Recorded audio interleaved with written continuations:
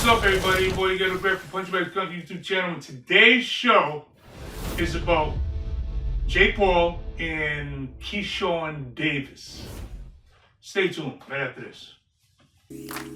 Everything that God put me through, I was built for it. Everything I got, it worked hard for the bills, you know it. Demon 750 rolling hard, I'ma keep short. Streets to the red carpet ride, yo, you bitch know it. The skunk destroys the punk to stop it. The truth is sunk the boat of nonsense. They lean and ox and fiend a little bit. The skunk is shining bright a little bit. Boy, Ghetto Greg, punching bag skunk.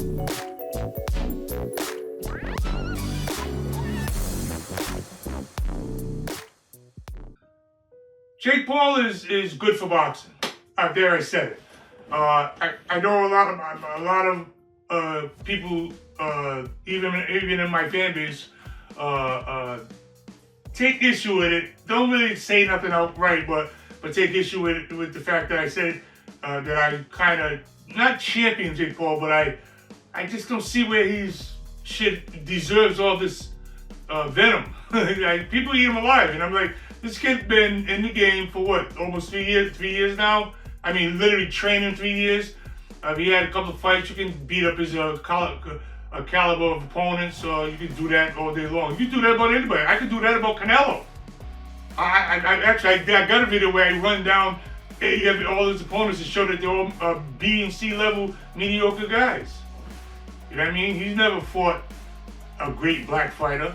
But we're not even gonna go there. My point is, Jake Paul is right now, we should be saying thank you to Jake Paul. Jake Paul is keeping boxing relevant.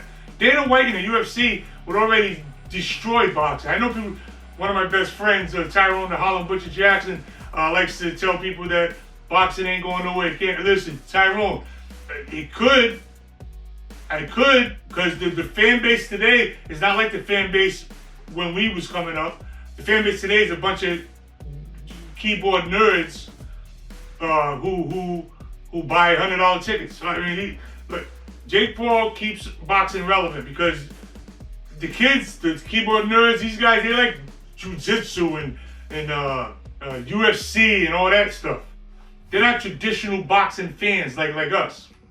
So if they're the ones that is in control of the internet, which is them, they're the ones that troll people, go on the boxing websites, and it's that demographic. That's why you got jackasses like, this is why guys like Showbiz the Adult and Fanon come out of nowhere, and tons of other ones. But the guys like Showbiz and them guys come out of the woodworks because they're nerds, and they never fought before. They don't know about boxing. They're the nerds that they identify with the fan base. These nerds.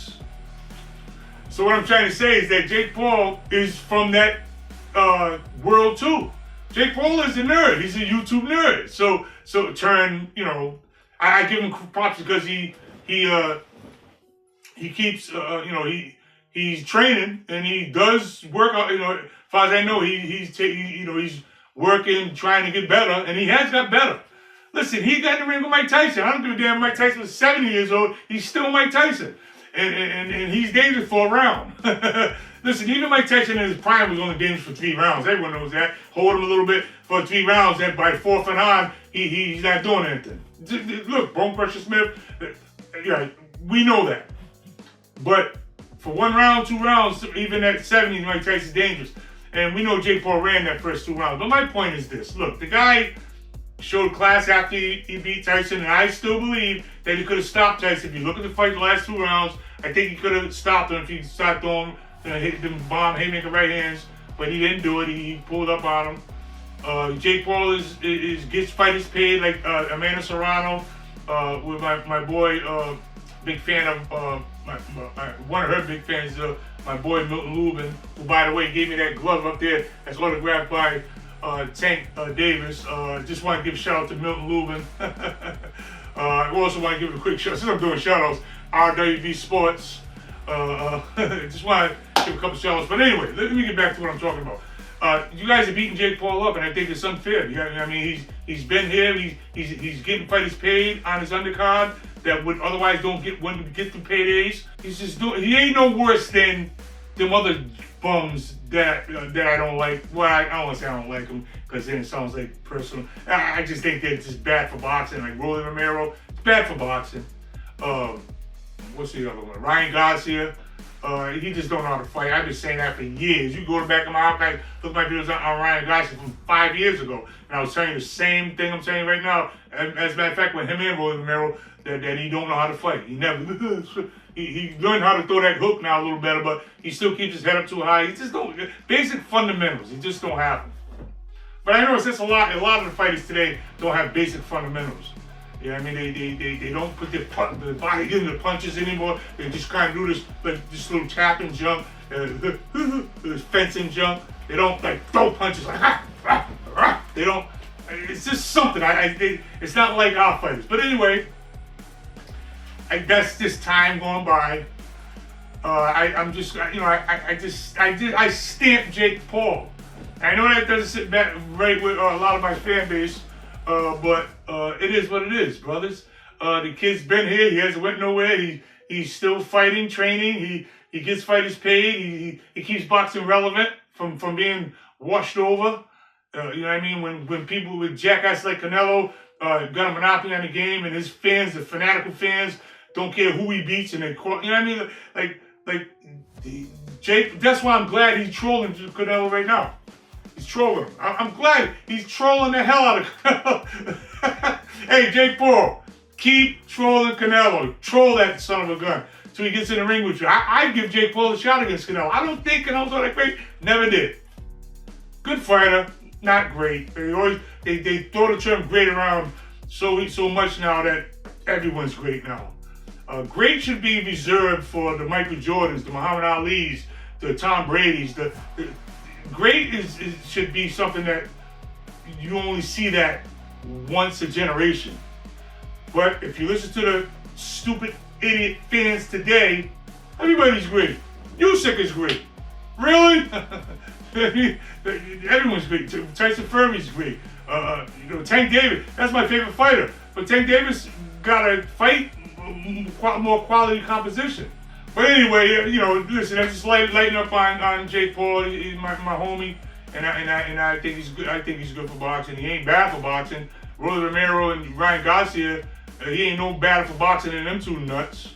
So anyway, that's what I got to say about Jake Paul. Listen, but I just want to touch real quick on the Keyshawn Davis fight with I'm not gonna be able to pronounce this guy's last name. Denys Berinchyk. Anyway, Keyshawn Davis' new fight. This ain't even really pro boxing. It just annoys me how sensitive black people are, how we are these days. Just punks. Like, we can't take anything now. You know what I mean? Our forefathers got lynched and everything and still achieved and got Black Wall Street and did all these great things during the worst times, atrocities, and now we got it better and easier. The new crop got it better and easier than they've ever had it in the history of mankind, and we cry more. Listen, it's big news now that Keyshawn Davis, evidently, allegedly, his opponent's team sent a box to him with a banana, with bananas and watermelon in it. And to me, that's hilarious. It's funny. But in my community, where we're so vaginalized because we're run by women, we're all sensitive now. So now you got all the boxing group, not in my boxing group, by the way, Punch Bag Skunk Facebook group. You won't never see none of that kind of foolishness in my group, because anyone that even posts something foolish like that, I'll ban them forever. I'll throw them out, go to the rest of these stupid ass groups. But we're so sensitive. Like, can't take anything now. Black people, we can't take nothing now. We get offended and over everything. It's funny. Guy sent them a banana and a watermelon, and everybody's all like who gives it? Why don't you just? What happened to the days when Archie Bunker would call George Jefferson the N-word, and George Jefferson just called him the C-word? Like, just back, right? Since he send you, why don't you send him some? What do white people eat? Macaroni? I don't even know what white people eat. Why don't you just send him a box with some macaroni and some I don't even know what they eat. Why don't you send him a box with whatever?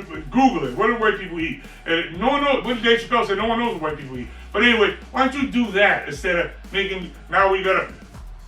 I'm mad because you sent me a banana. Listen, black people, my brothers and sisters. This is stupid. It's funny. Why can't things just be funny now? Like, you know what I mean? Why can't it just be funny? It is funny. But if you say that, then you're cooning. Or they say you're cooning. If you take offense to, like, in other words, if you don't get offended right along with all the fucking sensitive asses, then you're a coon. So you have to be just as offended as them. No, I'm not offended. It's funny. And anyone that says, racism, you're the problem. Get some thicker skin. Someone call you a nigga, call him a cracker. Okay? Not cry. You need to change the laws because they call me this. All this jerk. He sent you a banana and a watermelon. That's funny. I'm sorry. That's funny. So let's just see what it is. It's funny. And now you get back at him.